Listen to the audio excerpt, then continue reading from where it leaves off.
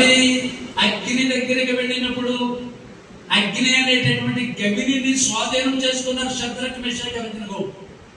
ఇశ్రాయేలీలో ఎర్ర సముద్రం అనేటటువంటి గవిని స్వాధీనం చేసుకున్నారు.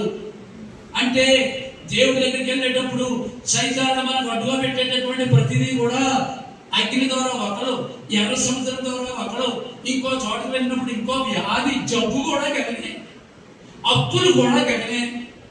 ఇదిగో మన 5 ఇంద్రియాలు మనల్ని బాధ పెట్టి, ఇప్పుడు మన పెళ్ళైన వాడు పర్వాలేదండి, పెళ్లి కానిటువంటి వాడు పిల్లలు చూసారా, ఏదో పాపం తొట్టుపాటు వస్తుంది.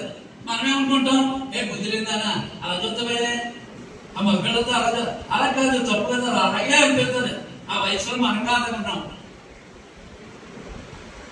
తప్పగా తొట్టులు. కానీ దేవుని వాక్యం తీసుకుంటే, దేవుని నా ఎదురుగుండా పెట్టుకున్నాను, నేను ఏ పాపము చేయను. కారణం ఏంటి? దేవుని వాక్యంలో ధనం ఉంది, ఘనత ఉంది, రక్షణ ఉంది, స్వస్థత ఉన్నది.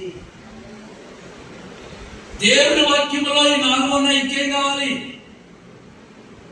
భవిష్యత్తు ఏంటో దేవుని వాక్యంలో ఉంది. కాబట్టి దేవుని నోట నుండి వచ్చి ప్రతి మాట 10 నిమిషాలు బైబిల్ చదవలేవా? పొద్దున్న తెల్లవారుజాముని సాయంత్రం పడుకున్నప్పుడు 10 నిమిషాలు బైబిల్ చదవలేవా?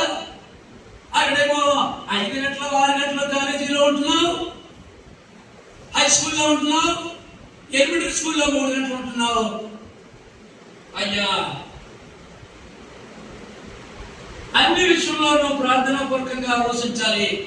యెహోషాపాతు నీతిని దేవుని యొక్క రాజ్యంలో వెతకమని ఉంది.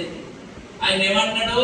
రాజా, ప్రార్థన చేయకుండా, నేను దేవుడి దగ్గర విచారణ చేయకుండా నీతో మాట చేశానయ్యా. ఇక్కడ విచారణ చేయడం